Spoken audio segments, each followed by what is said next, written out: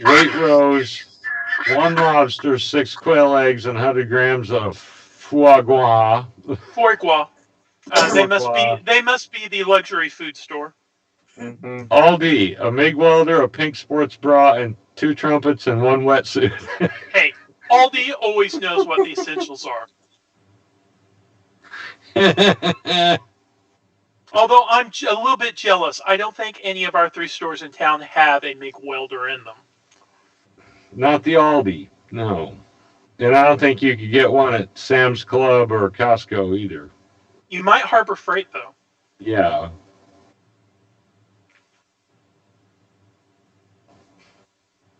I was joking about that. You guys do whatever you You could want. do that in the Nope. description.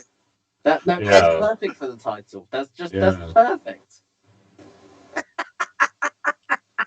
I was thinking too, Leo will. Rodney, you got to keep it. You got to keep it.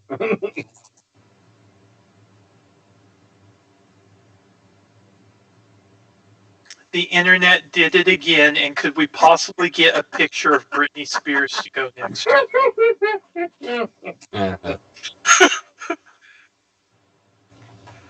I don't think you'd get a copyright strike on a picture of Britney Spears. That's pretty much public domain by this point in more than one way, isn't it, Steve? Yeah, I don't think you're okay.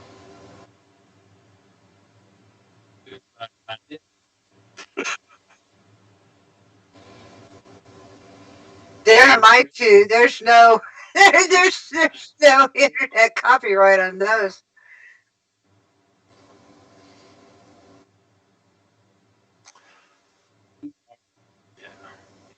We are live. Are we live? Finally. We are not Yeah. live. Oh. Oh, come on. Stop getting our hopes up. I don't know. I just refreshed it. It says live now. I'm clicking on it. It says live now. I clicked on it. I'm pulling up the chat room. Rodney. Thank God for that.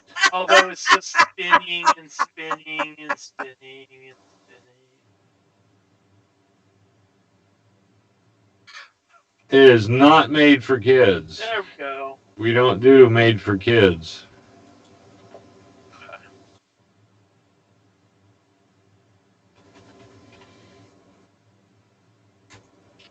It is. Oh my God. Well, good evening and welcome to the Jungle Chasers show. Well, Where unless your name's Cryptic Fox, it's not coming up on my one.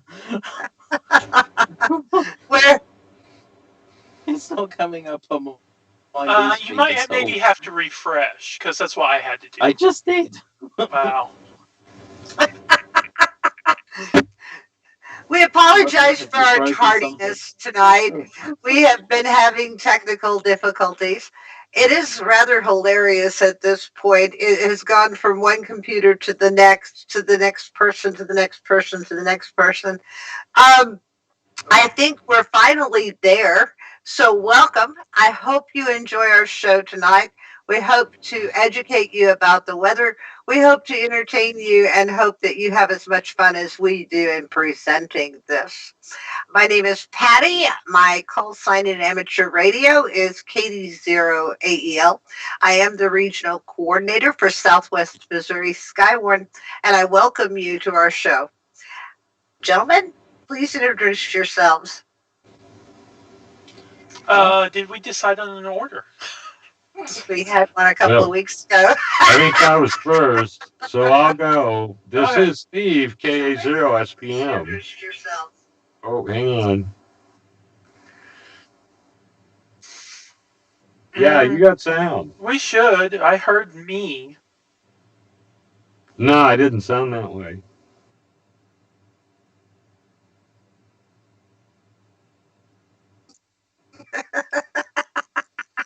Okay, so this is KA0SPM, and I'm Steve, located in Springfield, Missouri.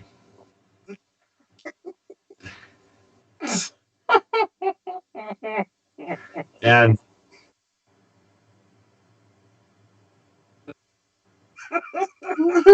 It went me, Franklin, Kieran, Patty. So you want me to go next? You're next, yeah. Okay. I am Franklin, KD0RSJ. I am the Greene County Skywarn Coordinator. I also assist with the regional, and I will be watching the chat room tonight. So I've already posted it in there. If you have any questions or comments, please go ahead and post them there in the chat, and I will get them worked into the live stream.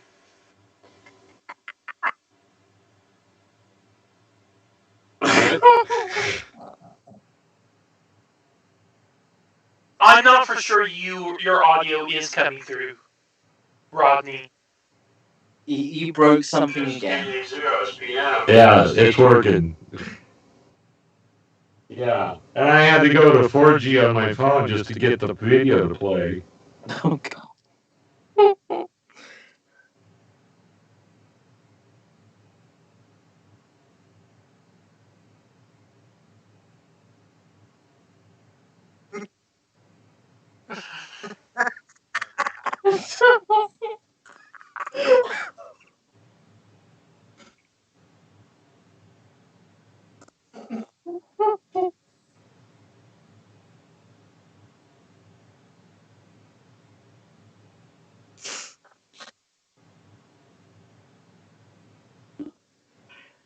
And I am Kieran. You probably remember me from the other Jungle Chasers videos. I've been on quite a few now.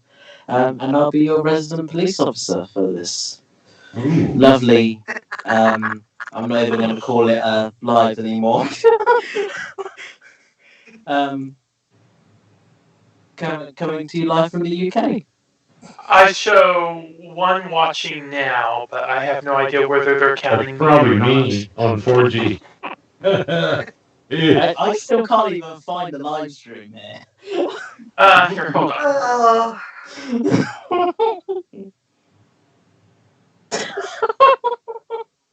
moving on. I posted it in the our chat. When I listen to it, it's fine. Moving on. We're going to move right along here. Yeah. And since I do have internet, where my other half does not, so locally in our weather, there are some areas of fog that may develop again tonight. Interesting. That's our topic tonight. This will be possible mainly over south central Missouri, where visibility may drop below a mile at times late tonight.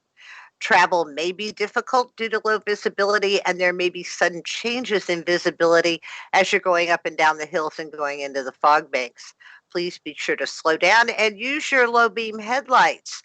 And I'm going to start off the fog topic here. High beams will reflect in the fog. You want low beams so that it does not obliterate what you're trying to see.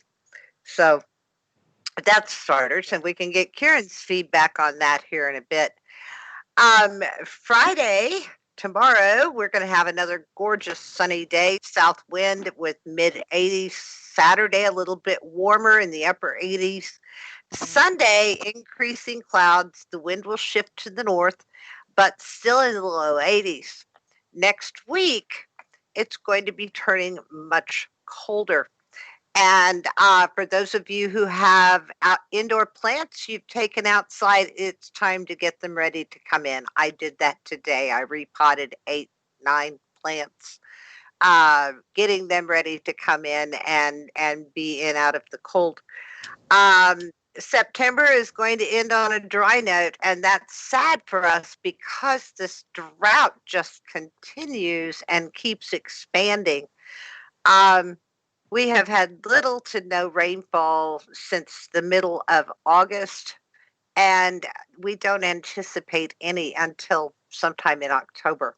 So this is getting to be uh, pretty severe. It's really impacting the farmers, and it may impact our color. That's yet to be seen.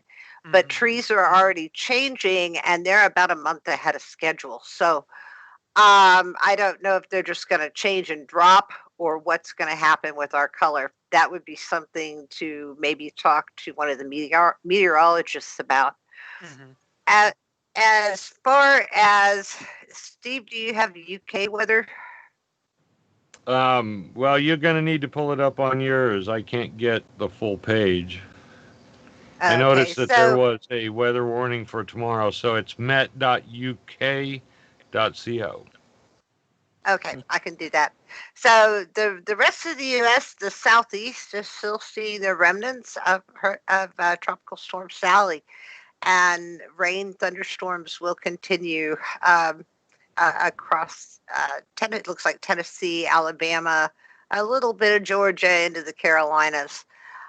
So moving on, met.uk.co.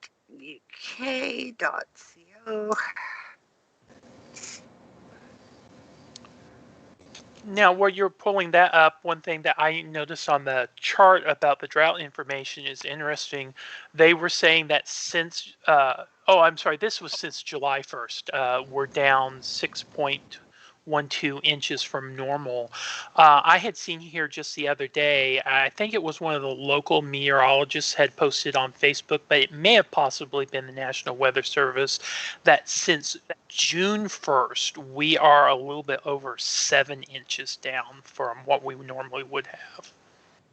Yeah, we're way down, Yeah. and that's at the forecast office. Our we're 12 miles as the crow flies, I think, to the Mm-hmm. east of them and off the plateau just a little.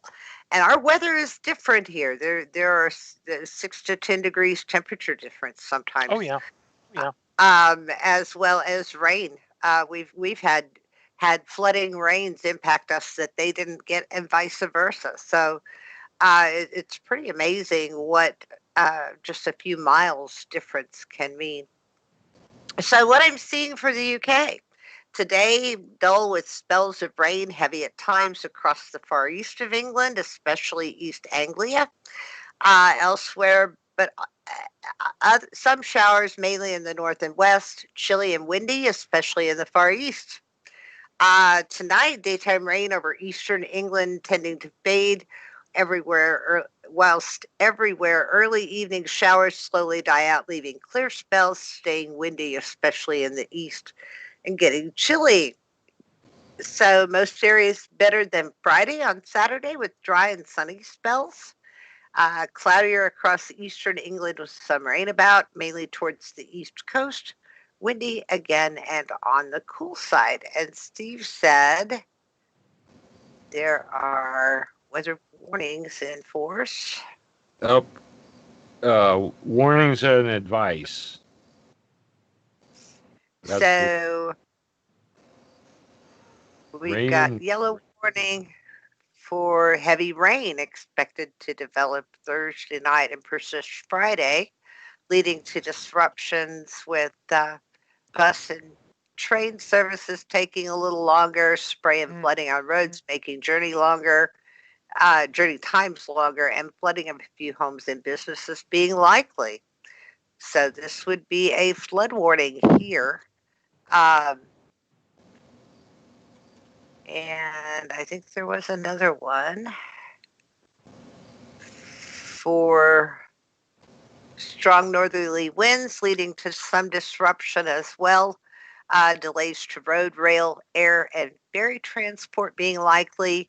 Some bus and train services affected, with some journeys taking longer. Delays for high profile vehicles on exposed routes and bridges being likely. Some short term loss of power and other services being possible. Likely some coastal routes, seafronts, and coastal communities are affected by spray or large waves. Yeah, because I So know there quite a is. lot of the areas around here. Because today we had some very severe thunderstorms, so the power in a lot of our areas are out today, which caused a lot of havoc. Even the street lights outside my house currently are still not working, so the street is literally in complete darkness. Which is always fun when you live on a 30-mile-an-hour road and people still use it as like a racetrack. huh? Uh, frustrating. You live close to the Brooklands, don't you?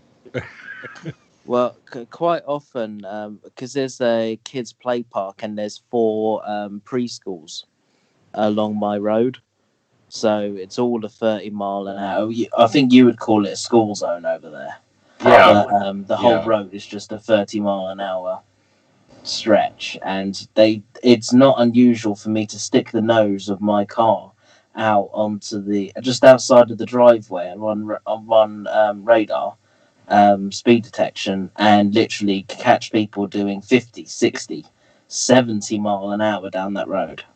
Hmm. And with it all in darkness and heavy rain, and because we've had an awful lot of sun and now we've got the rain, it's made the surface of the road like well, it's like an ice rink in some places.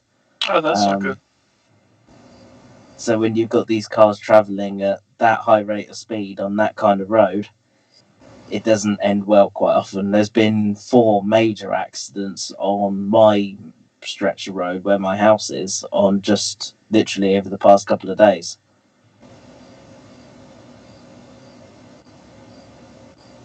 Okay.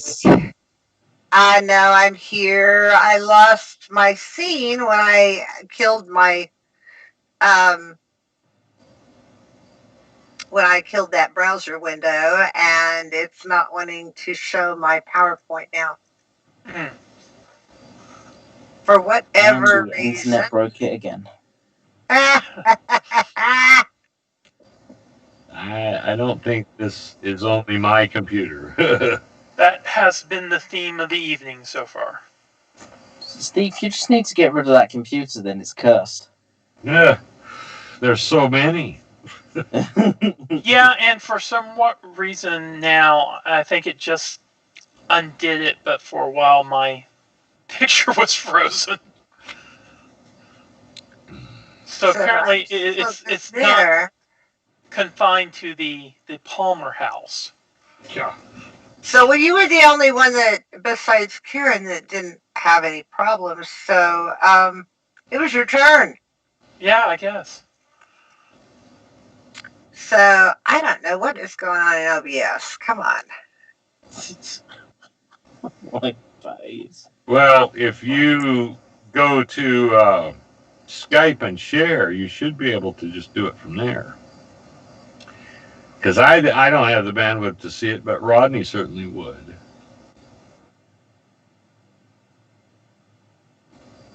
Okay, let me go to Oh, Skype. oh, we have a camera back.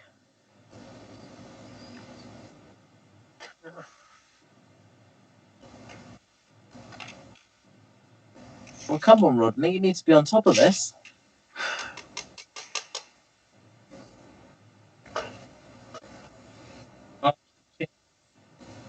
No, Oh, I well, there didn't. we go. I'm I'm seeing I it on got sharing it. my Skype. screen. I'm sharing my screen, and it's being flaky. Oh, oh, we lost it. I it worked. Can we just I apply even that saw. technical difficulties thing? Uh,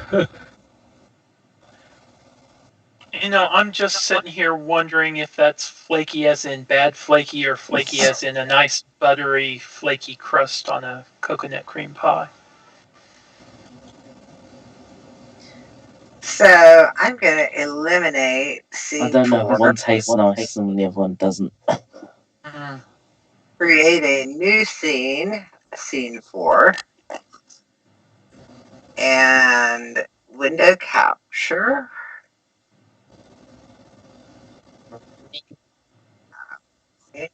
Okay.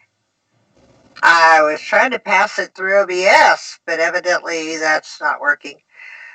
So I'm broken on OBS again. I don't know. Is it going to share on this screen? We'll see. Do y'all see it? I yeah, see it in Skype.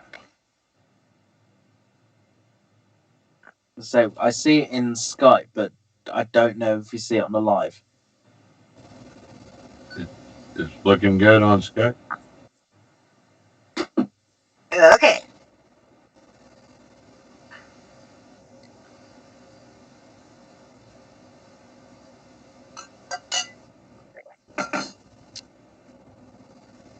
Currently, we can't see it on the live stream. No, I'm just letting you know so you can fix it.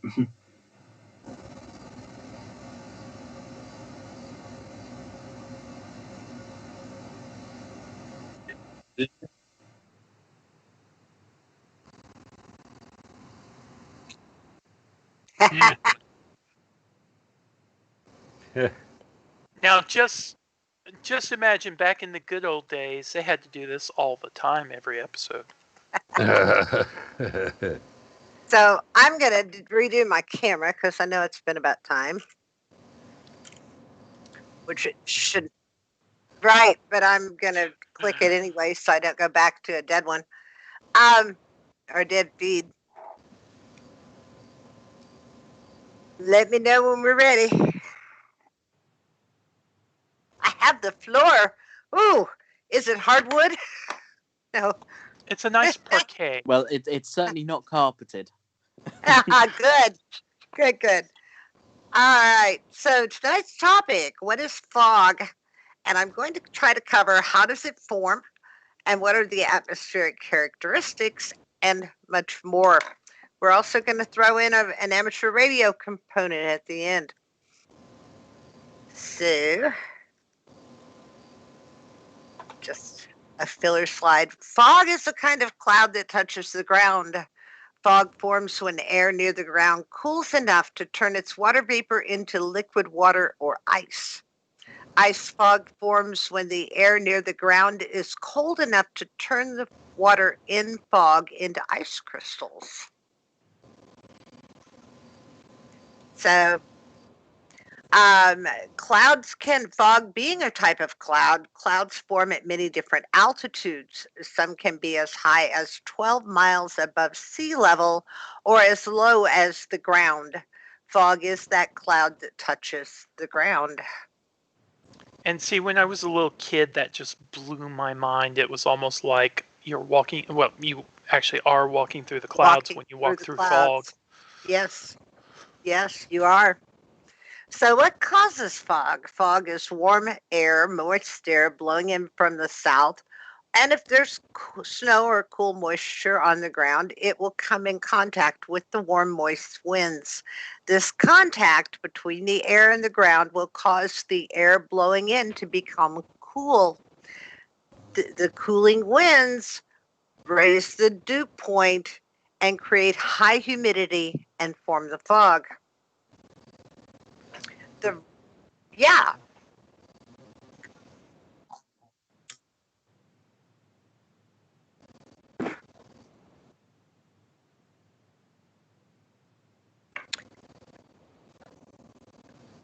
there, if the ground temperature or the water temperature is warmer than the incoming air, you can get fog.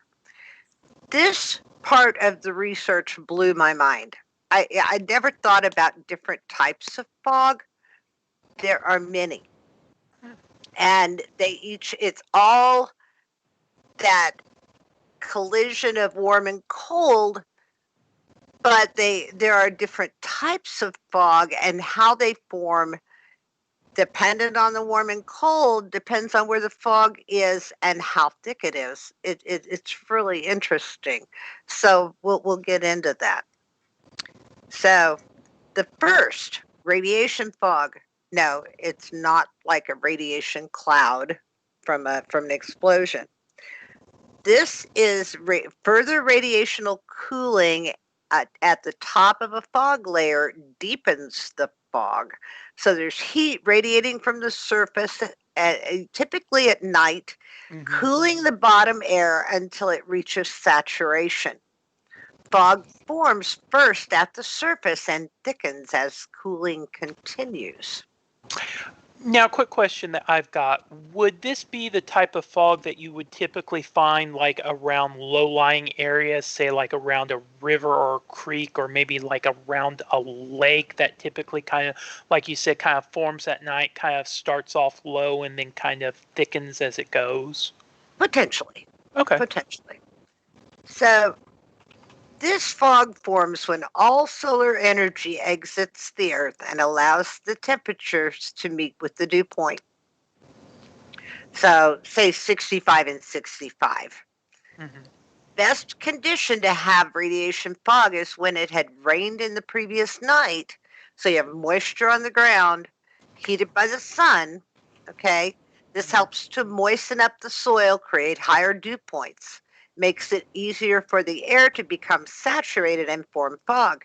However, with this kind of fog, there must be winds under 15 miles per hour that would prevent the moist and dry from mixing. Okay. Precipitation fog, and I know we've all seen this one. Mm-hmm. Precipitation falling through the air. There's evaporative cooling that leads to saturation. So again, your dew point and your temperature meet, and fog will form. So this rain that forms, or the fog that forms when the rain is falling through cold air, is common with warm fronts, but it can occur with cold fronts as well if it's not moving too fast. Cold air dry at the surface while rain is falling through it. The rain evaporates, causing the dew point to rise, and that forms the fog.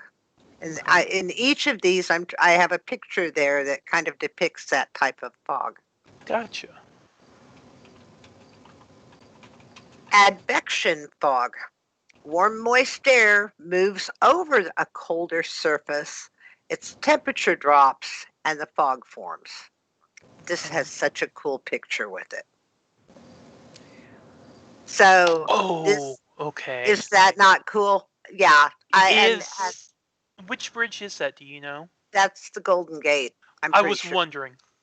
In fact, that's a It is. view.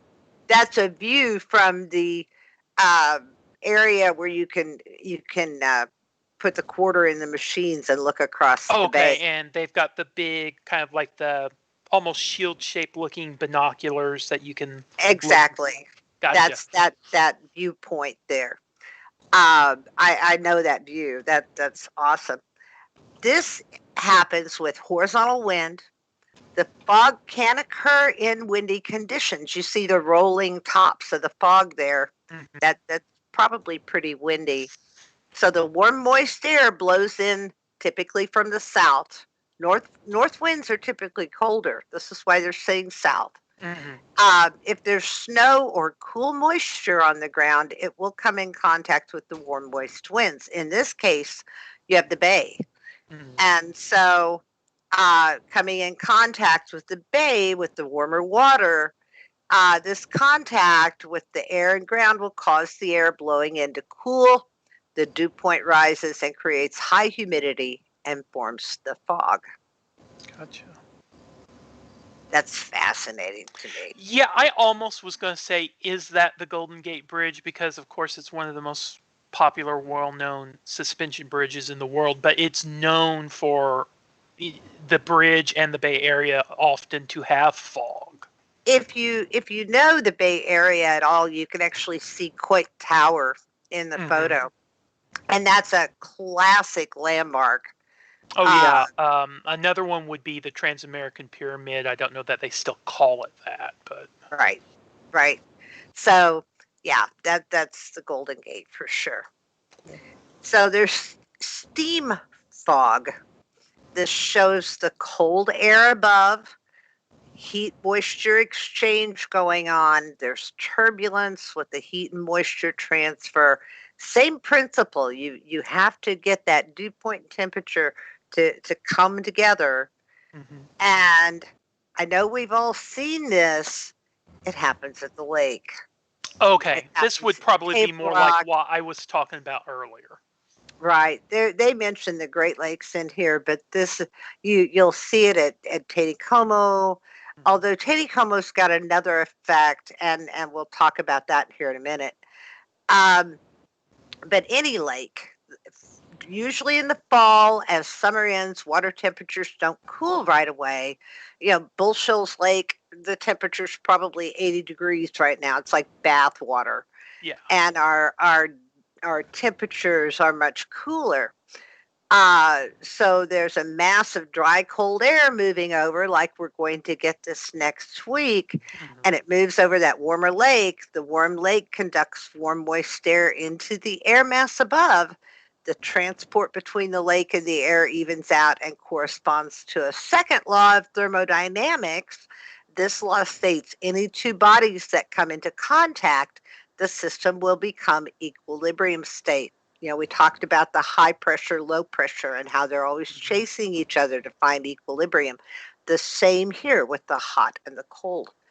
Steam fog does not become very deep, but can block some of the sunlight. And even at night, it's pretty cool. But you see this on the water early in the morning as the sun is coming up. It is amazing to look at. Oh, yes, it is. Oh, yes, it is. That was definitely one of my favorite times, being down at my grandparents' house at Shell Knob on Table Rock Lake in the morning whenever you get that fog. And if it's more widespread and a little bit thicker, of course you get a little bit more of that effect. But even if it's just a little bit here and there, it just looks amazing. It does. It does. I'd love to be down getting some photos That this would be time a of year, lovely photo opportunity. wouldn't it?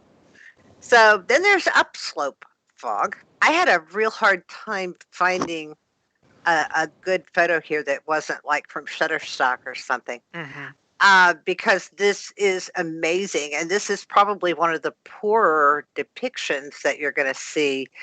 But it looked like everything was kind of tagged for either from Flickr or Shutterstock, and I didn't want to go there. So this is where moist air flows toward a slope. As the air rises with the terrain, it cools to condensation temperature. Fog forms on the slope. I have to wonder, there are times when Greene County will, and portions maybe of Christian, a little bit of Polk, come under a dense fog advisory, and nobody around us has any fog. I have to wonder if this isn't what's happening because we're up on a plateau. So it makes sense that that would be the case. That sounds reasonable. Doesn't it? And look at this photo. It depicts that quite well. It forms adiabatically. That is the process that causes sinking air to warm and rising air to cool. As the moist winds blow toward a mountain, it upglides and causes the air to rise and cool. Cooling of the air from the rising causes to meet up with the dew point temperature, and the fog forms on top. So I do believe this explains our times when we get fog and nobody else around us does. Yeah, 'cause it seems to be the reverse of what you would think would happen, where you would think the cooler temperatures would be lower, warmer temperatures would be higher, so the fog would form lower. But in this case, that's flip-flop because of the way that the wind is blowing, and like you said, the moist warm air is kind of below and the cooler air is above. That cools that temperature so that that and the dew points are equal. So In this case, it's the though, right ingredients in the wrong the spot from sinking what you air would think. warms and the rising air cools. Yeah. In this case, so kind of interesting. Our atmosphere does amazing things. So here we have valley fog, and I think this would explain what happens at Taneycomo. And I've been down there where this fog absolutely rolls in, because Rockaway Beach is in a valley, and you'll see the fog, and it's just it's like it's traveling down the valley, and it's amazing. And this gets thick. So in this case, yeah, it can. Air cooling at higher elevations. Okay, so you've got your cold air draining down slope into a valley where the fog will form in the valley. And so the cold air drainage reduces air temperature in the valley to the condensation point. Mm-hmm. 4th of July, I've seen this a couple of times, and where the fog just rolls in, it's insanely thick. But then you add to that the lake water is warm, Mm-hmm. so the dynamics there are rather interesting. So valley fog forms in a valley where the soil is moist from a previous rain. As the skies clear and the solar energy exits the earth, allowing temperature to cool at near or at the dew point, this forms a deep fog so dense it's sometimes called tool fog. I had never heard that term. I hadn't either. And also, I think this would also explain sometimes whenever I'd been with my dad on a call, we'd had to go out of town or something. You'll kind of go down, kind of like you said, kind of into a little bit of a valley, and there'll be a bridge that crosses over a fairly wide river, and it gets thick and thick and thick, and if you've got the windows down, you'll notice a noticeable temperature drop, and then you'll kind of start going back up, and then it thins back out, and it's just kind of in that low lying area on kind of either side of the river. And but you'll see this as well. I know I got a report from a spotter here about a week and a half ago or so when our temperature started dropping a little bit at night, getting this cooler air pattern in. Um, he was driving, I think, from like Galena to Nixa, and he said he kept hitting these patches, Mm-hmm. and is scared to death he was going to hit a deer. But he said it was so thick in spots that he had difficulty seeing the road, and Oh yeah. those roads are pretty curvy down there. Um, so no doubt this, but and they'd had rain in some of those Mm-hmm. areas, so I I have to wonder if this wasn't into play. Freezing fog, and some people you'll hear it called hoarfrost around here. I hadn't Um, heard it that called that either. I just have heard sometimes, in National Weather Service products, they'll talk about freezing fog. right, right. I had always heard it hoarfrost growing Mm-hmm. up, but it is a subtype of other types of fog, most often radiation fog or upslope fog. It occurs when the temperature is below freezing, but the cloud droplets remain in a liquid state, rendering them supercooled. So, freezing fog is by far the most dangerous type of fog because this can create a glaze and a thin layer of black ice on roadways, especially on bridges and overpasses, turning them into an ice rink. And it happens quickly um, because it is super cooled moisture when it comes into contact with road temperatures that are, mid to lower 20s. It's an instantaneous freeze. So you can be driving 60 mile an hour down the highway and not have any problem, and you hit a patch where it has done this. When temperatures are below freezing and fog rolls in, it's best to just stay home.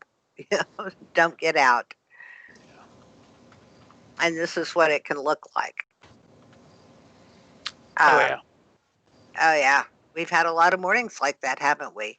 Where We had several mornings like that in February of 2007. yeah, well, yeah, except some of that was like half inch of ice instead. But True, yeah, true. that's a different scenario. I must Then admit, we have there's mornings like that on the regular, on the regular. even here in the It's UK. Yeah, interesting, interesting. Here's one I had never heard of, um, and I found it quite interesting. It's called ice fog. Now you'll see the meteorologists go out when it gets real cold. They take that boiling water and they throw it in the air and make snow. Oh yeah. Well, there's a fog that forms called ice fog. It's only seen in the polar and Arctic regions where temperatures at minus 10 C or 14 Fahrenheit, too cold for the air to contain super cool water droplets, so it forms small, tiny ice crystals. So we probably don't see that here, or very rarely would see that here. Um, but I thought this was pretty cool because obviously you've got steam coming out that is forming that fog. Mm-hmm. Interesting. And so air inversions play a part. I started to get into that, and that is an entire topic in itself. So I'm kind of diverting from that. But I'm going to segue into Steve's part of this. Does fog affect radio waves? It is of minor importance to frequencies lower than 2 gigahertz. However, fog can cause serious attenuation by absorption at frequencies above 2 gigahertz. I did not get into why. Um, and I probably should have. I didn't find a lot right up front. Um, but interesting to note that if you're operating in those frequencies and you're in fog, it probably will affect your ability to get out. So, what causes tropospheric ducting of radio waves? It is an atmospheric effect caused by differential temperature layers that cause reflection or refraction of a radio wave. These reflective layers can form a radio wave duct that acts much like the ducts used to warm or cool our homes. So this process is taking place when fog is forming, would it not? Depending on what level of the atmosphere, the warm and the cold are coming into contact, and the dew points are coming to meet with the temperature. So it serves to reason that fog would play a role here to some extent. And so tropospheric ducting is warm air above, cold, moist air below, with a strong inversion between them. Okay, this graphic shows the radio signals bouncing off that warm, dry air layer, and they'll actually reflect off the ground. RX receives signal from transmit, and radar shows strong ground clutter when this is going on. So those times when you'll flip the radar on and there's a lot of ground clutter, there's probably some kind of tropospheric ducting going on. And I'm going to bet if you get on the websites that carry it, you'll see that some signals are like 2 meters would just be going nuts. You can Mm-hmm. get from here to New Jersey, on 2 meter single sideband. So, or I mean. Mm-hmm.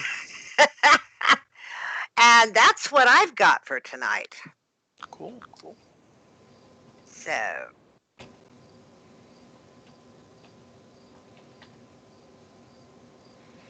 yep, So that one. we we move on to the next portion of our um, program, and that's the on the ham radio side. There's actually a site that will give us um, the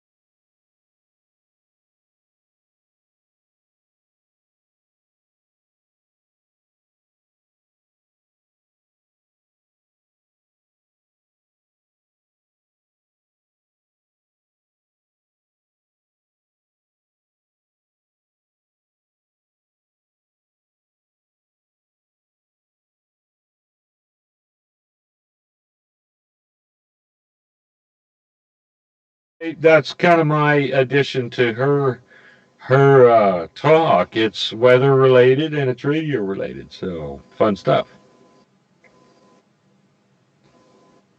We That's didn't very get nice. into the lightning and 80 meters when we did the lightning talk. Um, Are you talking about the lightning crashes? oh Yeah. yeah, yeah, You even hear those. I don't know if it would be more or less sensitive or about the same. You can even hear those on commercial broadcast AM radio whenever there's thunderstorms in the area. yeah. On 80 meters, you can hear it farther out. I kind of Uh, figured. yeah, yeah. There The have been nights that we've actually pulled radar up to find out where it's at, and it could be 400 or 500 miles away. Um, when we talked in the club about doing boot camp, that's going to be a little bit of something that we need to discuss because it can be a little bit disarming if you get on your radio and turn on 80 meters and it sounds like there's a thunderstorm right nearby. And particularly if you don't know what it is that local interference? Is there something going on with my radio? Do I have my antenna set up right? Right. Yeah. exactly, exactly. And one of the cool stories is that in the wintertime, there are a couple of people who have what I would call monster stations on 80 meters. There is a guy in Ireland that, because they don't harvest hay in the winter, he just takes over a hayfield and puts up four big vertical antennas that are phased. And he'll point that towards the States. You have to be an extra class to talk to him because he's under 3,800. Mm-hmm. He's in that 3890 to 30 or 3790 to 3800, and he'll talk he'll talk your leg off, and he's on there just making contacts one after another. But it's a trap because if you call him and answer his call,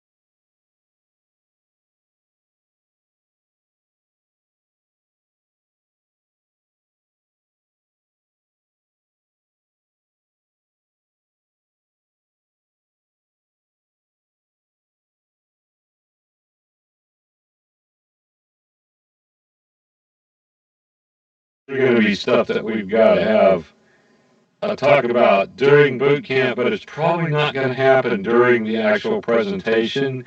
This is the part after we've done the hands-on where we take the new hams and the old hams and go talk, get together, talk, learn stuff.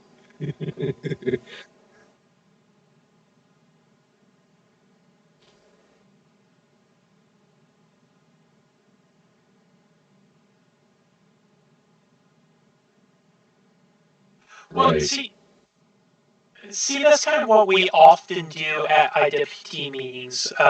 Is we'll have like a topic or something to discuss, or some kind of how would you improve something, and then Steve Runnels will have us break up into groups. And a lot of times, not all the times, but a lot of times he'll say, go to another table, set with someone else other than who you've been setting the whole meeting with. Right. To kind of get that mixture of ideals and thoughts.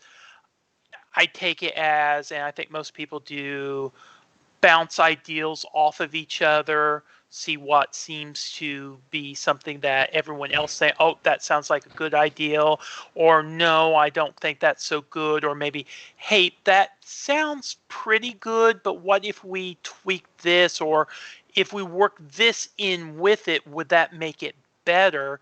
Usually have like about 20-30 minutes to discuss all that. Then afterwards, whether we stay in our groups or go back to our tables that we were at, then afterwards bring our group discussion to the entire grouping of people at the meeting. And it seems like it always generates some kind of productive discussion. Well, there's a lot to be said about combining groups. Now, I've already mentioned to Patty that we need to get in a discussion, and maybe not necessarily on this channel, but on the regional Skywarn channel, get everybody on a Zoom meeting and sit around and talk. And it did happen once.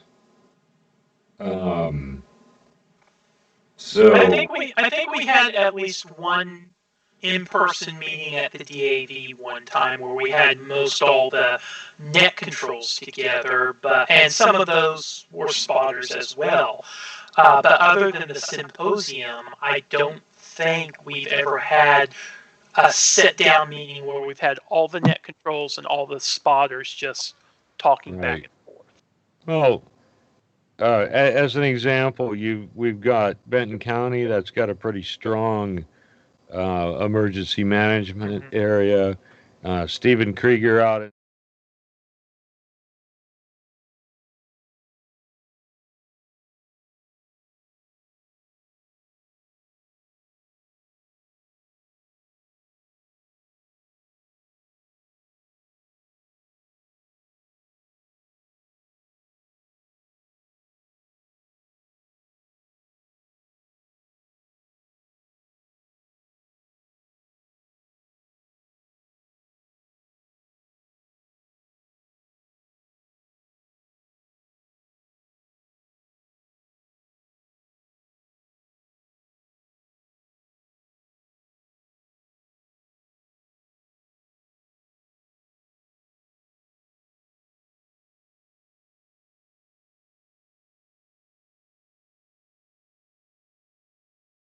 You don't do anything.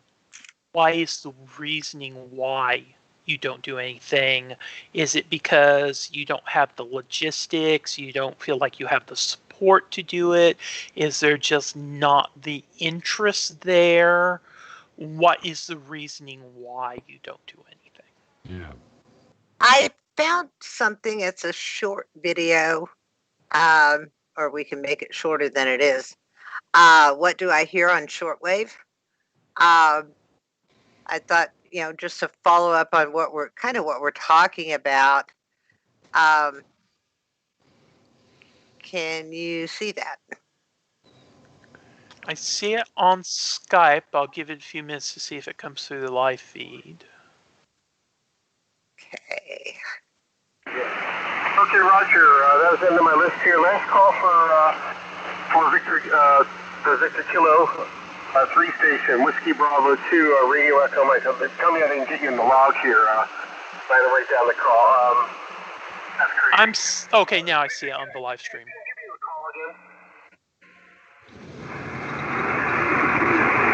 Okay, sorry about that. I had it all here listed up here, but I didn't log it in for whatever reason. VK3, Tango Julius Kilo. Anybody else for Kim? YouTube, Thomas here, NW7US. Today I'm going to share a little bit about radio. I am an amateur radio operator. My call sign's November Whiskey 7, Uniform Sierra, which is the name of the channel that you're watching right now on YouTube.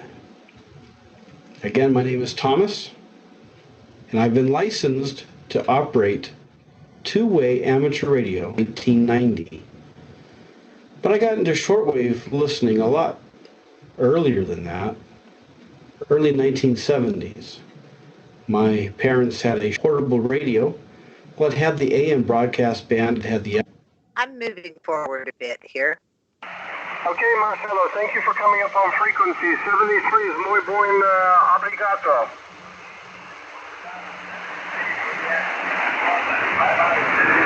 Okay, gotcha. Okay, Oscar, wait, one more station. Go ahead. Papa Yankee 2, Juliet. This is Alpha Juliet 4, Oscar. Alpha Juliet.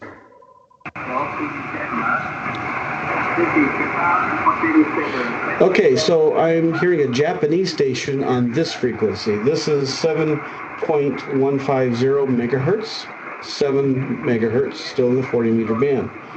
I'm going down in frequency. I'm lowering my frequency.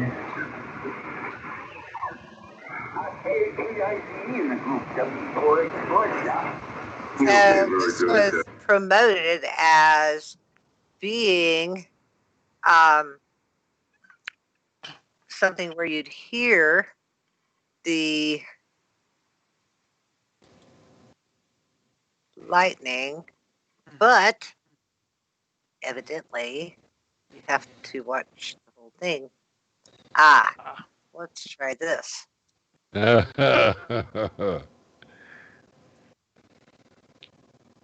Oh, I think this is going to scare Rodney. There you go.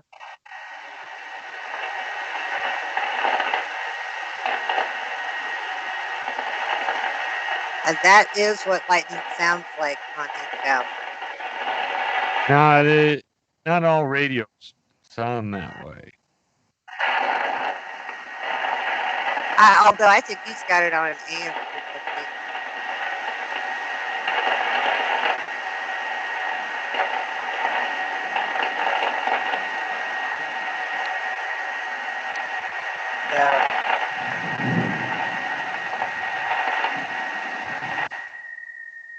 It's anyway. Just a little snippet of what you can. I'll stop sharing.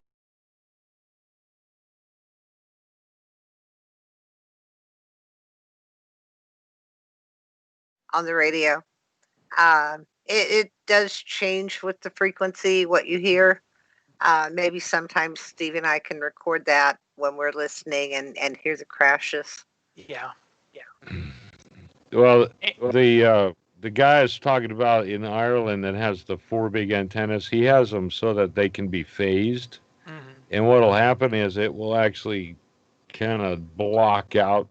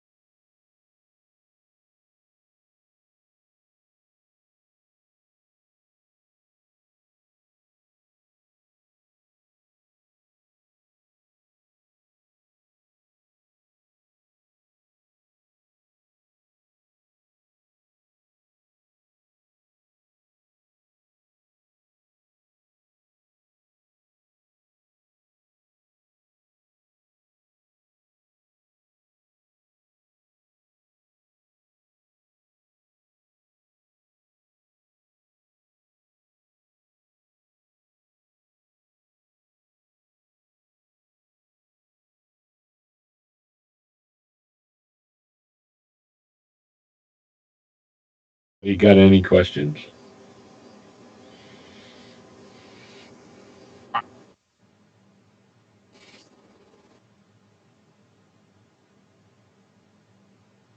Well, and if there's some experience you've had that you can add, do so.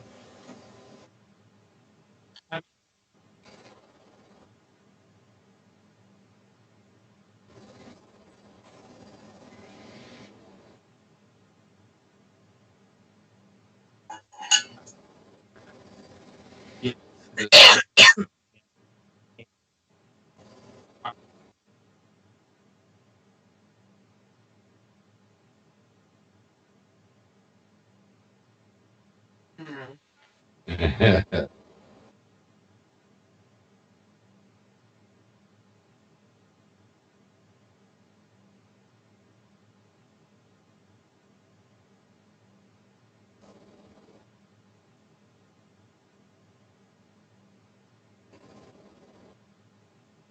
Mhm.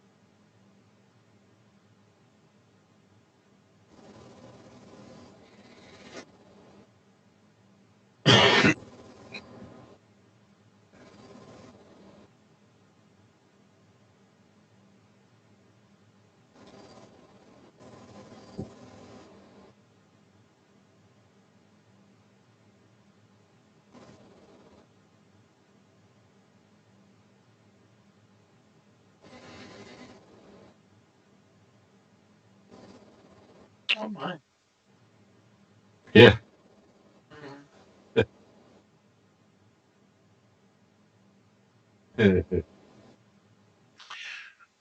The furthest I think I've heard was one time when I was doing the net on the 9-1, we had someone check in from Oklahoma. I'm wanting to think that they said that they were close to Claremore, but I don't remember exactly. It was somewhere kind of There that is a eastern nine half of one. Oklahoma. Yeah, there is a 9-1 repeater there. Um, so they may There's a have. lot of 9-1s out there. Yeah. Now there have been a couple of check-ins from Iowa in Yeah. recent times. So Yeah. Now the when the Joplin tornado hit, we had that kind of a enhanced propagation because there was a guy that was at the hospital across.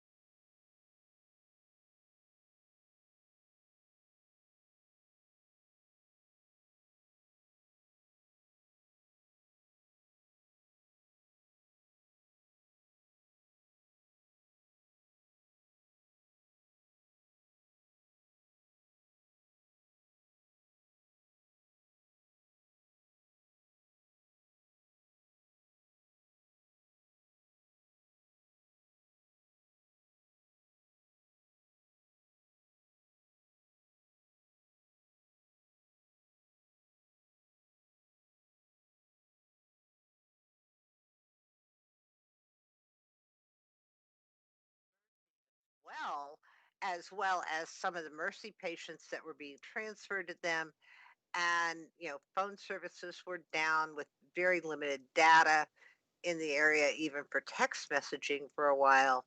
It was just amazing, and that ducting, that ability to transmit that far stayed all night and well into the next morning, um, which was just absolutely fascinating, and probably saved a ton of lives. So Gotcha. So I didn't realize. I guess then at that time was the 9-1 still out at Fordland. Yes. yes, Okay, so that was before it got moved to Hammond. See, I guess I didn't realize that the move to Hammonds was more recently than what I thought it was. Now, and at the time, and I think it still is licensed for 120 mile. Mm-hmm. So yeah, and it would do it. I bet. well, and in that realm of if you were at Freeman Hospital, the height and altitude difference between Fordland and where it is right now, even though the antenna is only at 300 feet, we're actually in a better place to talk to Joplin than when it was out at Fordland. Now, we Okay. lost a lot of ground to the east when it moved. It's essentially 20 miles that it moved to Mm-hmm. the to the west. Um, because it was kind of a big deal when it come to uh, recoordinating it.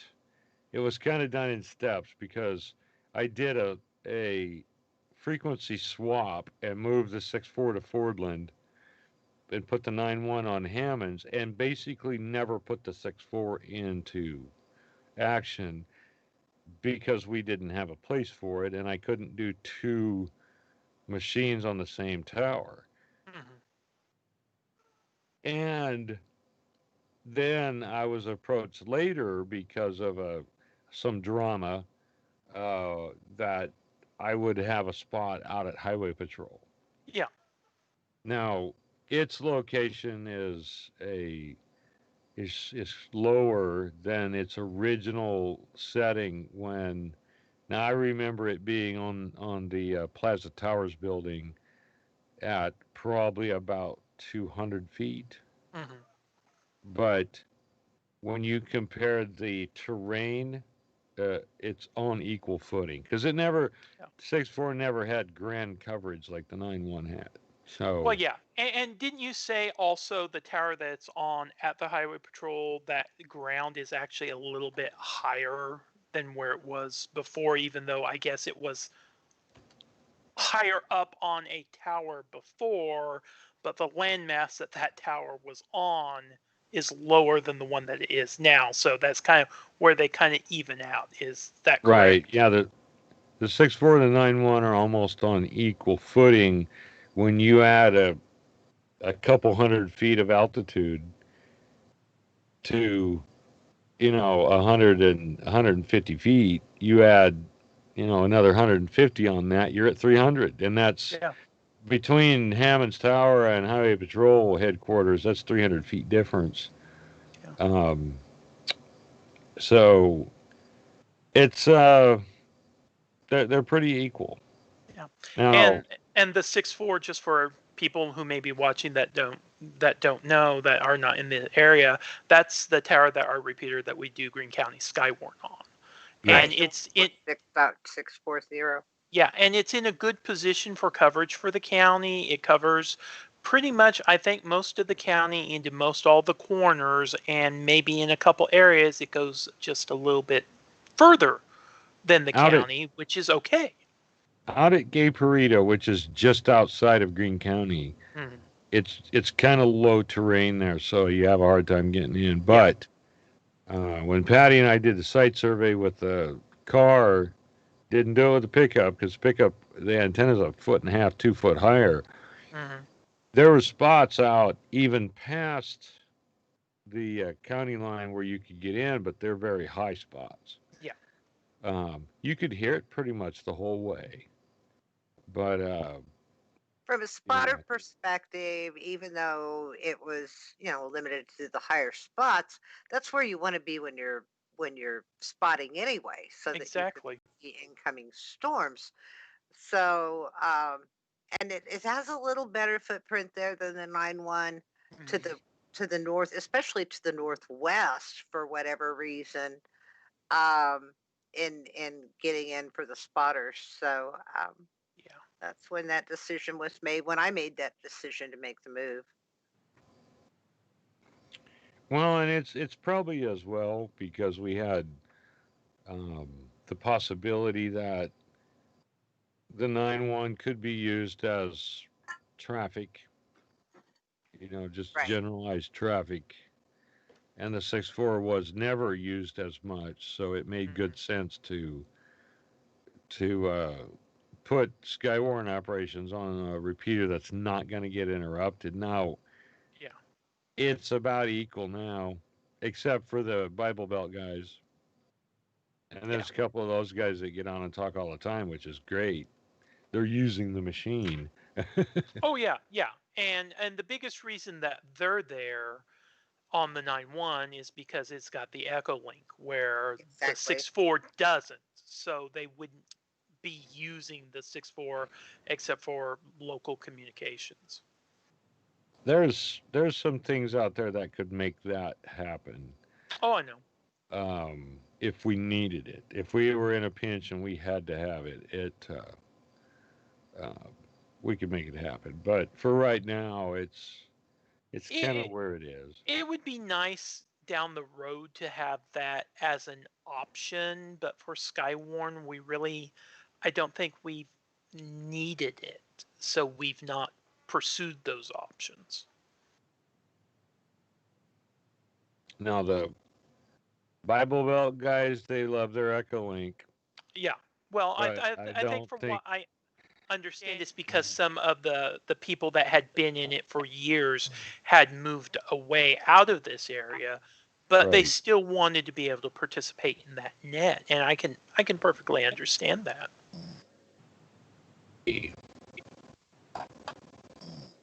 And we've always had some issues with that, internet issues, because they could not connect to my node in mass and use it. Mm-hmm. And I said, so connect to somebody else's and then connect to ours, and it works. Now, this has nothing to do with my internet connection. Right now, my internet connection is not even a dial-up, except for Skype. But yet Figure that Patty out. is having no issues whatsoever. She can, No, in but I fact, am not. I'm posting a dense fog advisory for some of our counties to the east and south of here.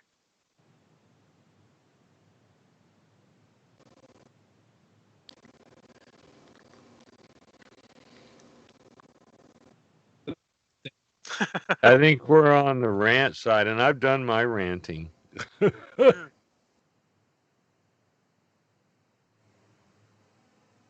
I have a rant, Ace rock in the driveway to spread out tomorrow. That's a rant. but that's a good rant. That's a good rant. I got some great photos coming of what's going on here.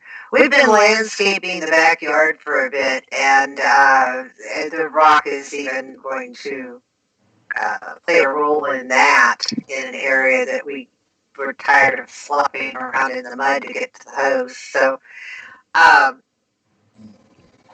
anyway, for those that might be watching and affected, Texas, Wright, Douglas, Howell, Shannon, Ozark, and Oregon counties are under a dense fog advisory from 4 a.m. until 9 a.m. Remember us talking about once the didactic heating of the day is gone, that fog can form. Well, we've got this going on.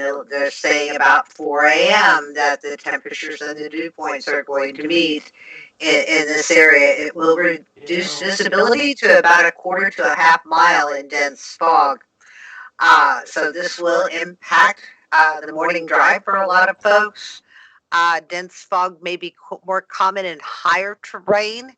So as you're going up and down the hills over there to our east, uh, you may have some very variable uh, visibility as you're driving.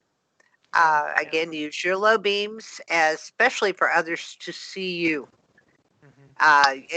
It may not be in the daylight hours so much for you to be able to see through the fog, but having your headlights on low beam is going to allow other people to see you sooner. Yeah. And another thing to kind of go along with that, if you have fog lights, if your vehicle's a little bit older, or maybe they're third-party installed fog lights, they weren't factory installed.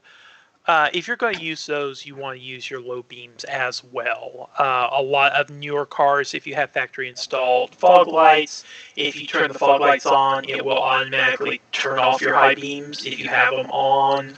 But just kind of be aware of that. If you're going to use fog lights as well, you need to be on those low beams. It makes it a better situation for you. It makes it a better situation for the others that may be coming up on you.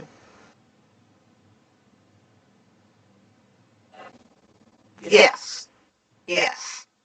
Right along with wipers on, lights on. And that one's actually a law. That is law.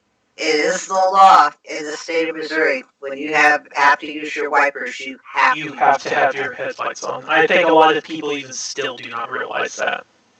And if they're involved in an accident, you're probably not likely to get pulled over for that unless you're driving recklessly anyway.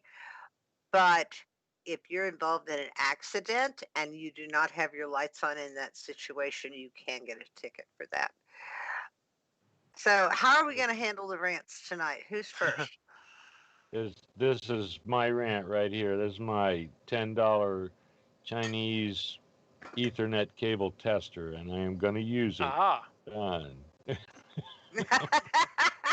that's going to tell you where the chipmunks chewed through the cable. I don't know how they could get to it. To be honest with They you, she's all dig in on in this. the The chipmunks are chewing ground. on it, but they got to chew through a plastic flexible pipe before they can even get to the cable. And if they dug So a hole to the exit point of your pipe, they just go Atos. right in there. He It's just the has not rats seen. that I worry about that might be under the house that have chewed the part that is exposed. He just hasn't seen enough Chip and Dale cartoons, has he? Uh, I haven't seen evidence of other rodents around here, but I know we have that is chipmunks.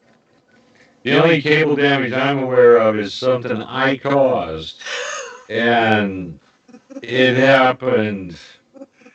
I don't know, 2 years ago, and it has professional style cable splices on it. You know, the kind that you click that's got the gooey stuff in them.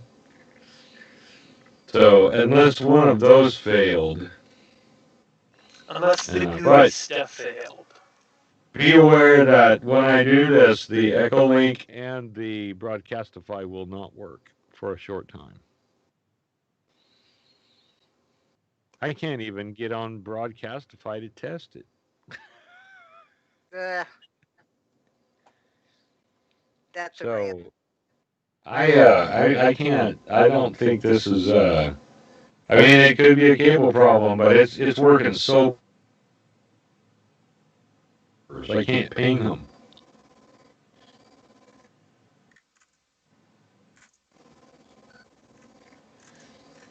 You're saying your phone is Next. broken?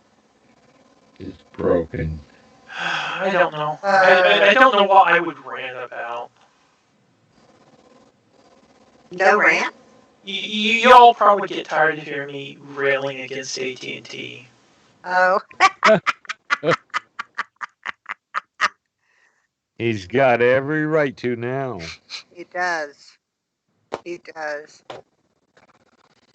Well, I have a rant. It's a kind of a rant. I made a post the other day. I have finally figured out what has gone wrong in 2020. Ah, I have. I've Please got it all share with us. figured out. So 2020 has been taken over by Microsoft. yeah. Like Windows 10, one keeps eliminating the installed garbage that came with the system, but then the next update it's back with more garbage, causing more system errors. Isn't this what's happening with 2020? Um, One can no longer stop the updates in Win 10, so one erroneous program update occurs after another, and rebooting your system only exacerbates the problems. Okay, there's so many ties back to what we're going through in 2020. Unfortunately, Windows 2020 is proprietary and cannot be eliminated and replaced with Linux 2020 and a dual boot system. And I'm referring here to politics, right? We have a little similarity there. A dual boot system just causes more terrifying results in the hard drive. Linux 2020 is not often compatible with necessary hardware. The ensuing chaos has the populace yelling for and arguing to defend their failed champion operating systems. So, Trump 2020. Now, see, I was just now sitting here thinking if we were going to equate political parties with operating systems, I wholeheartedly think everyone would agree Linux would be like the independents or the libertarians. Yep. So which would be the Democratic Party and which would be the Republican Party amongst Mac I OS and couldn't Windows? make, I didn't even consider Mac in this, and I'm not going to tag one or the other as one or the other. Okay. Um, I could easily have substituted Apple for Windows or Microsoft. Okay. Um, but this just kind of gets your head thinking here. So I'm just going to end this with God bless us. We are onward to 2021. Let's not reboot. Let's recreate. I am going to stay up until midnight just to make sure it goes away. 2020. Well, That's what I'm going to do. I'm thinking at this point we just need to wipe the hard drive and do a fresh install. Of which system? Or My do you dual system. boot? My system. I've said for years I would be a much more forgiving, benevolent emperor than any party that you could elect. I will be the emperor Augustus promised he would be.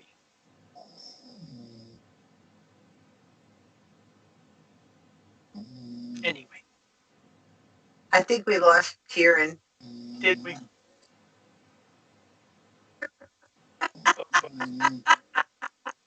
Hey, He's You not know muted. what?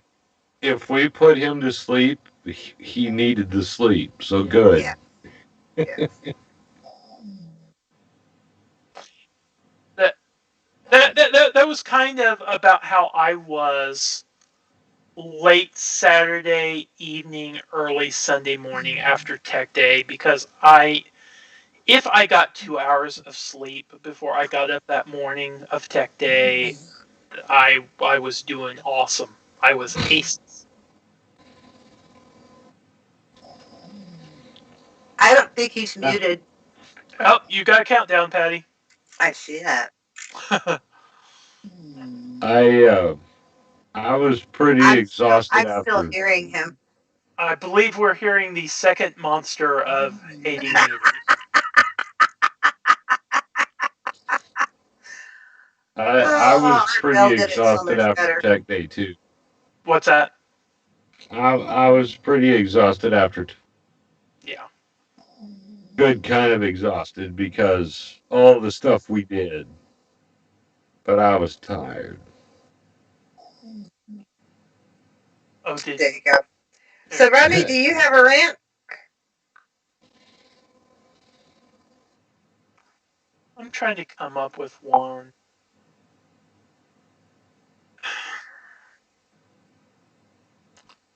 I guess I have one, but I'm going to have to be creative about it and edit it a little bit. Otherwise, people are going to go, when did this become a medical program? Okay, so the three of you are aware that for a while, since January of 2019, I have had a on again, off again sore on the big toe on my left foot. And it gets better, and then it kind of comes back a little bit, and then it gets better, almost goes away, and then it comes back. Because of that, and sinus infections and a couple other things, since January of 2019, I have taken, and yes, I'm going to use a big word, a copious amount of antibiotics off and on in that time frame, which I think has partially left to the flora and fauna of my digestive system being pretty much almost eradicated, to the point that I have, we will call these digestional difficulties at least a few times a week, if not at sometimes almost on a daily basis. I've tried fiber. I've tried watching what I eat. I've tried just, almost sticking to a bland, more liquid diet. I've done kefir a couple times a day. I take 2 probiotic pills every day. And it's like sometimes it helps it for a day or two, and then I'm right back to the same thing. And I am utterly getting frustrated with this. So that's my rant. So how long did you stay on the kefir? I'm still taking it. I did it for at least a couple months.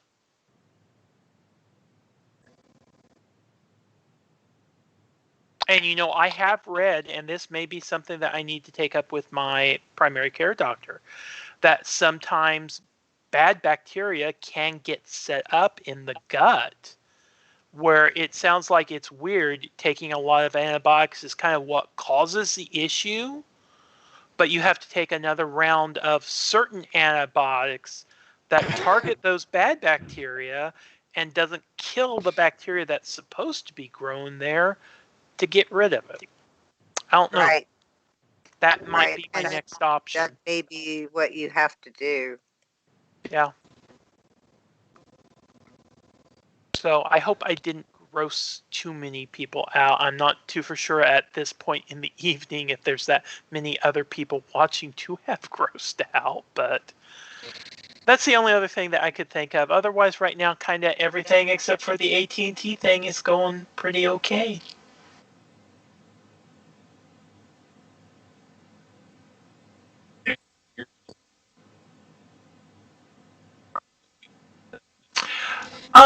If not, I might be able to do it on my phone. If not, I was going to see if Patty or Steve would mind having a guest for an hour or two, and I could do it from their place. But Could use our. I'm looking at thinking probably just after the 1st of October is probably when it's going to end up happening. I think it's scheduled for the 5th. They told me if I could get it done sooner, just to let them know, and they'd reschedule it. But I'm thinking it's looking like Monday the 5th is probably when it's going to get installed. Okay. You're welcome. Yeah. Yeah. Well, kind of mainly what's kind of putting it off a little bit later right now is when I'll have the money to come up with, because you've got to do a service charge and the first month's payment at the time of installation or before. So I don't know. That's just what they told me. They did knock it down because it was supposed to be like $99.99 installation fee, and they knocked it down to $69.99. I know.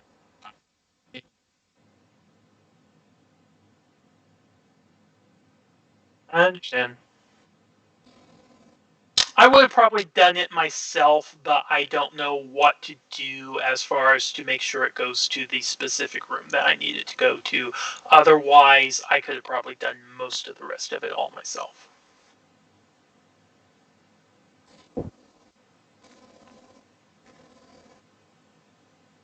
They're A modem, $12 a month. They want. Okay, this could turn into a rant on MediaCom now. They want $199 for their modem. I figure I can probably find it cheaper elsewhere. that sounds So, like nefarious. I have a nefarious. friend. So I figured I should be able to acquire one and then get that $12 dropped off.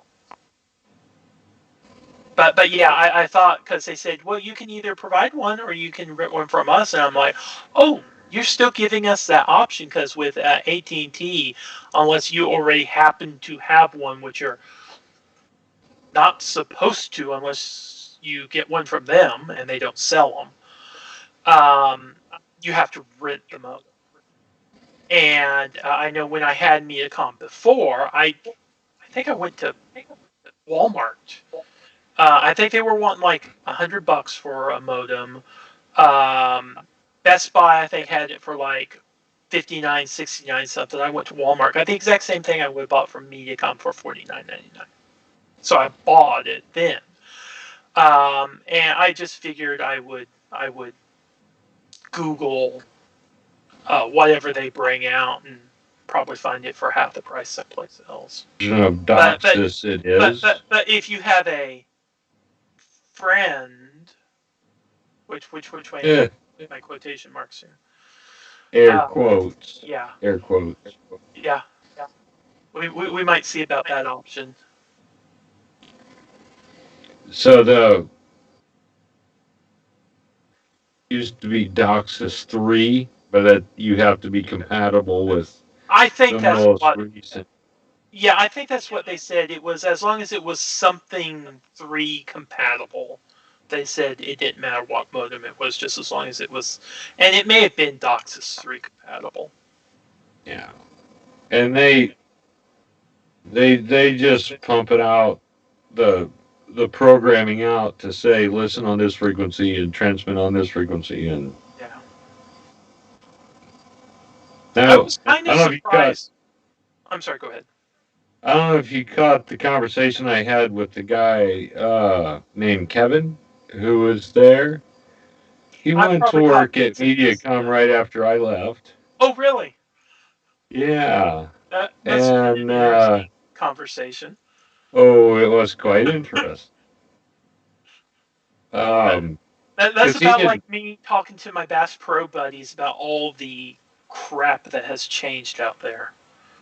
Yeah. So the Springfield system still uses a RF return, Mm-hmm. which basically means if you key down on 21 megahertz or 15 meters with a kilowatt, you kill everybody in your neighborhood's internet. Okay, And you that's may have still, just sold me on getting an amplifier. yeah. And he said there were visitors from other places that came in and said, I can't believe that they've not upgraded this. It it should be fiber right out to the last active device, which they never ever had the plans in their head to build that here. Well, I thought they had 2 or 3 different times. I thought once whenever it was still telecable, and then another time whenever it was media. Oh yeah, by such and such date we're going to be fiber everywhere. Dabble. Bull. Ugh, And Kevin reminded me that stuff really wasn't any better than it was when I left. probably not. So I don't have a real high opinion of Mediacom. Now, the problems I'm having here quite likely are not AT&T. Yeah. Although I'm sitting here trying to ping something like Yahoo or Google on my terminal, I can't even do that. Mm-hmm. But I switched to the Google DNS servers and suddenly I could, but it's terrible. Like 33 milliseconds. That's terrible. Mm-hmm. Only with 60%. It should be 100%. So, you know, I'll find it, whatever it is, probably a bad cable, but the reliability of Mediacom is really poor. And it's You their know, people as much as their system is ancient. you know the top companies that I have heard of in the last 5-10 years: MediaCom, Time Warner, Cox Cable. Um, there was another one that I had in there. Well, AT&T, but there was another one I blanked out of my head now. I've not heard a very awful lot of good things about any of the 4 or 5 of them. And I'm sure there's a certain amount of certain people get different experiences. They talk to someone else that maybe gives a more pleasant customer experience, is more understanding, and then you get someone who's just like, I'm here to collect a paycheck. I don't have to be that nice to you. I don't care. And you may have certain situations where they will go the extra mile, and then other situations there's just like, All I have to do is provide you with the minimum service possible, and I'm not doing anything else beyond that. You're going to have that with any company. But it seems like those top internet and cable companies, you more consistently hear, and maybe it's just a situation of it's the old thing that the people shouting the loudest are the ones that you hear, and you don't hear the other people who may outweigh them that have really good things to say about them. But it just seems like you hardly ever hear anyone that speaks too overly nice about these companies. Right. Well, the the problem has been Mediacom. Mm-hmm. They're not all in on this doing the upgrades that they've needed to do. Mm-hmm. Telecable sold the place before they got to that point where it needed a rebuild, a complete system rebuild. And then they just said, well, we're going to just push what we have up to a higher frequency. And it doesn't work. It's not, it wasn't designed to go there. It's not going to work. Well, So if I take what you're saying, it's basically like they've not fixed that. you have a highway that's been in existence for 40, 50 years. We've just kind of patched it here and there, but we really haven't redone the road. So we're just going to make people go faster to get more traffic through, but we're not really going to redo the surface or anything. We're just going to keep patching it here and there until it basically crumples apart. Right. So just to be clear, the big portion of the build started in 1979, Mm-hmm. and that's not It has been not been rebuilt. rebuilt. So how many years is that? 89, 99, 2009, 19, 41 years. So it's truly an antique. Yeah. Yeah, particularly with you take into consideration modern electronics and technology standards. Now, where Rodney is, that didn't get built till maybe 82 or 83 Mm-hmm. when I was working for them. But that aluminum coax that they put up has a 20-year lifespan. That's Ooh. what they always said. Mm-hmm. So it was done in '02. Oh, O2. Yeah. So, but I hear people say, man, they got fabulous service with MediaCom, but yet there's others are like, ugh, it's off Oh, road yeah. on its own. Yeah, I've heard the same thing with Mediacom around here locally and AT&T. Is you've got half the people, oh, it's fabulous. The other half, AT&T sucks. I wish I had Mediacom. Vice versa. Half the people, oh, I love my Mediacom. Half the people, this sucks so bad. I wish I was back with AT&T. Yeah.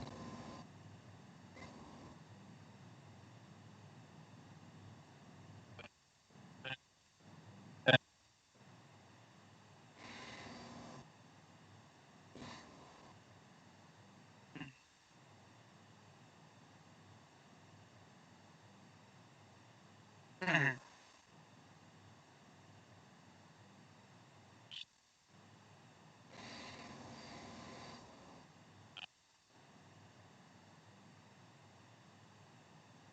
Mhm.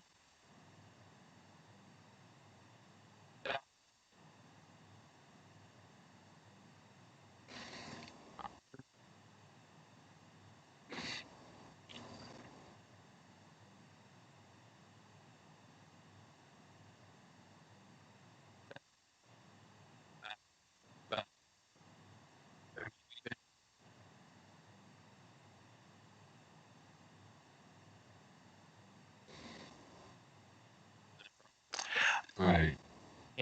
Now, one thing that I will say that I have kind of noticed, I've not put any figures together, just in general, I have noticed it seems like certain areas of town more likely people more prefer one service over the other.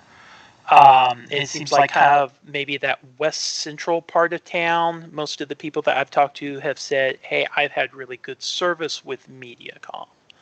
Whereas, kind of maybe more over where I'm at, kind of the east central part of town, seems like maybe MediaCom's service isn't as great.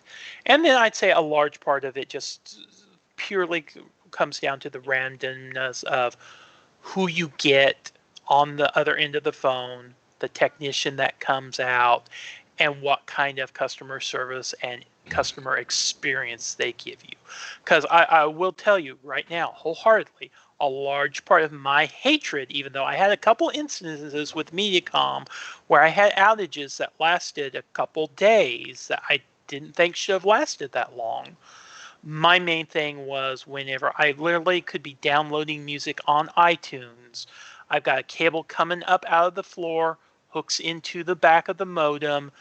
Ethernet cable runs from my modem into the back of my computer, and I can wiggle that cable from the floor to the modem, and I can watch my download speeds go up and down like a yo-yo. And I call them and ask them to send a technician out to see if something's wrong. They schedule the technician. They say they can't send someone for a month. Okay.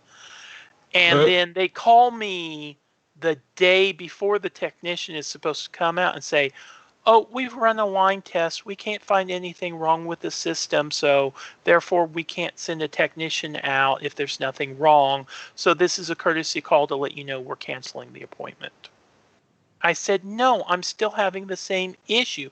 "Well, have you checked and seen if the cable is connected securely into the back of the modem and your wall jack?" And I said, "Ma'am, I don't have a wall jack. The cable comes up out of the floor. It connects under my house in the crawl space." I should have said, "You may not know what I look like, but believe me, I'm not fitting under that house to check it myself." I didn't. But I just said, I would still like for you to send a technician out because I'm having problems and it's where it's connected under the house. "Well, if we can't find anything on a line test, there's nothing wrong, and we can't send a technician out if there's nothing wrong."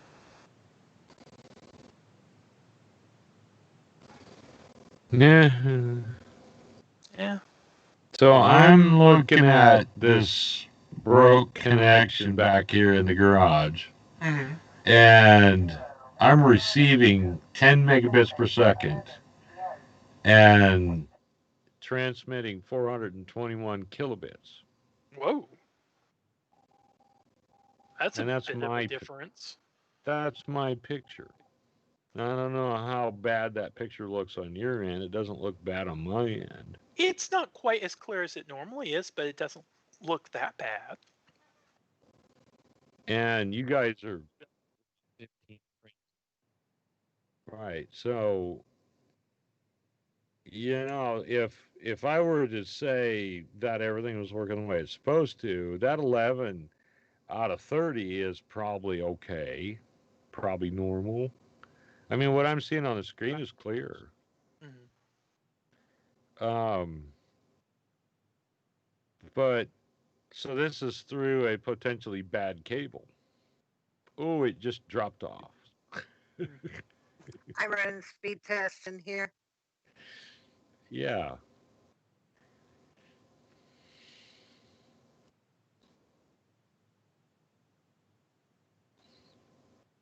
Yeah, You this know, modem is. it could be, but when I I've went been in the house, complaining everything about it worked for fine. 3 to 4 years. I've been complaining about this modem. Yeah, I rebooted right before we started, Mm-hmm. and I got an 85 millisecond ping. My download is only 16. I'm paying for 30, by the way. Mm. And You're on the wire, right? I'm on the wire, and the upload is 3.79. Yeah. Mm. That's normal upload. 16 down is very slow. 16 down is very slow. But when I ran speed test at 730, I had 30 up and 4 or 30 down and 4 up. Mm-hmm. That's about what it always is. and then everything just took a dump. Hmm.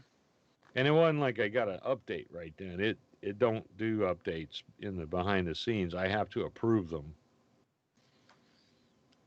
And I never do that before a live stream because this kind of crap happens, you know? Things break. Yeah.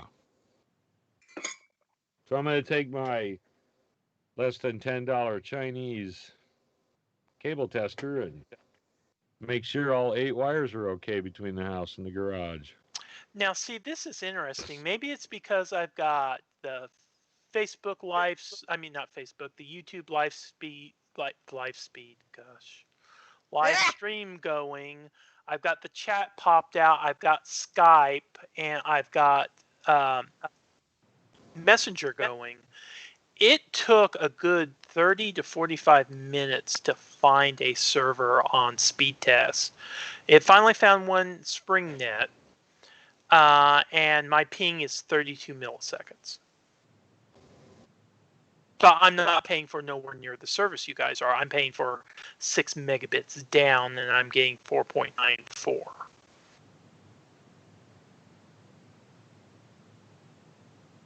And see, that's another thing. Well, let's revert back to the AT&T rent just slightly. I'm paying $49.99 a month for 6 megabits down. And they have a deal going right now that is for 100 for 49. I got on there yesterday and went through as if I were going to change my account and ask for that service, and it quoted me 69. Whoa. So, not being a new customer, you don't get the same deals. You have to call.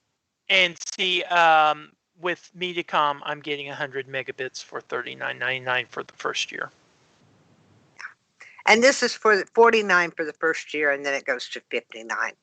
Now, Wow. that's subject to change. But now, I think the difference in the between the first year and the next year, unless it's something specific to the pricing that they're doing for new customers versus existing customers, I think the price for the 39 was for an existing customer was only $10 more, so I'd be paying the same as what I'm paying now, $49.99. I'm assuming after that first year.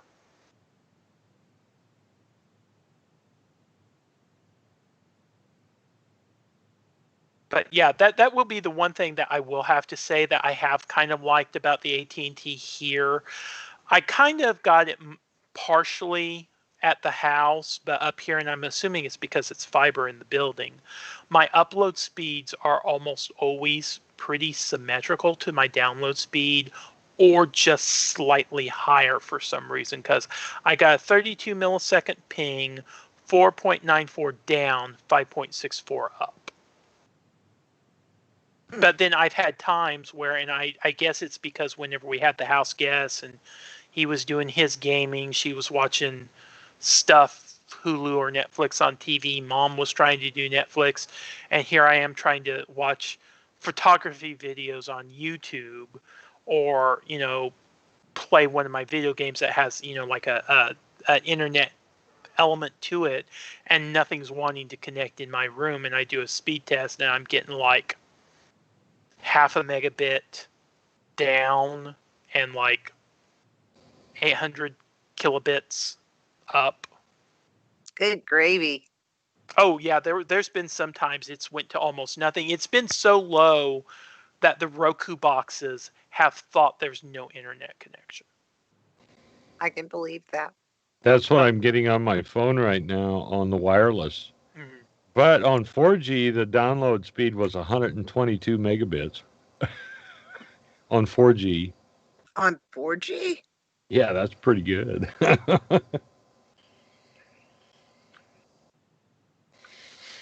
So obviously, there's not too much trouble with AT&T in the area, but Who knows?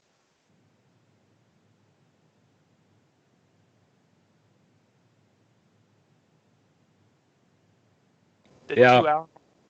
I think it's time to call it a night. Yeah. I was going to say, are you sure, Rodney? And then I thought about it. Well, we were on here for about 45 minutes, almost an hour before we ever started the live stream. Right. Just Yeah. trying to get through the technical difficulties. Yeah. So I'll kick it off. I mean, if we want to stay on here and chat, great. But I think for the sake of our viewers, maybe to take our rants and go. Yeah. I want to wish everybody a fabulous weekend ahead. Be safe, be kind to one another, and Godspeed from KD08EL. I think you were next, Steve. Okay. This is KA0SPM, and thanks for joining and putting up with us. And if you're seeing this later, yeah, it was that crazy. So I'm KA0SPM. My name is Steve. Like and subscribe. Right now, anything we do is going to be a big improvement. Oh, Good night. Yeah. My name is Franklin, call sign KD0RSJ. I want to wish everyone 73s are in ham parlance. That would be best wishes. Hope everyone's enjoyed the show, whether they watched live or after the fact. And yes, it was kind of a crazy evening. So I'll probably maybe be fixing me some hot tea after this to relax and play some Breath of the Wild after we get done here later on. So 73s to everyone. Have a great weekend, and we will catch you all later.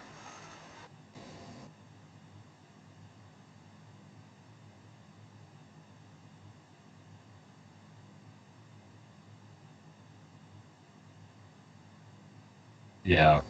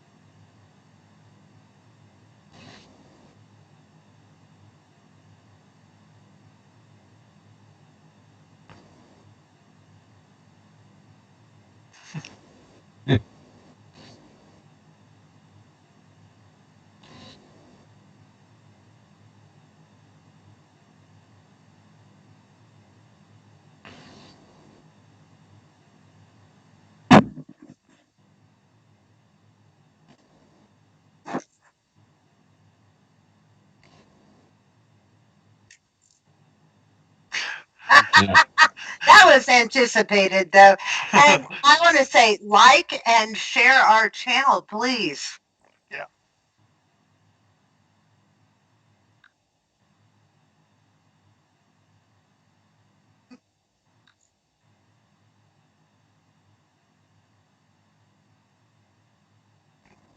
We are amateurs with a capital A, and I think you could capitalize the rest of the word too. So that's my 4G speeds, folks. Ah. That I should say 177 and 20 up. That's pretty good. 177 and 20. Yeah. Uh, But what I'm getting on the Wi-Fi is identical to what I'm getting on the hardwire. Gotcha. And you would think that the hardwired would be better. Well,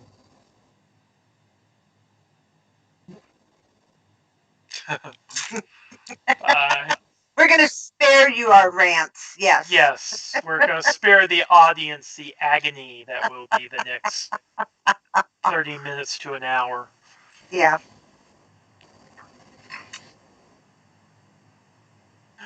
Bye. Bye. bye.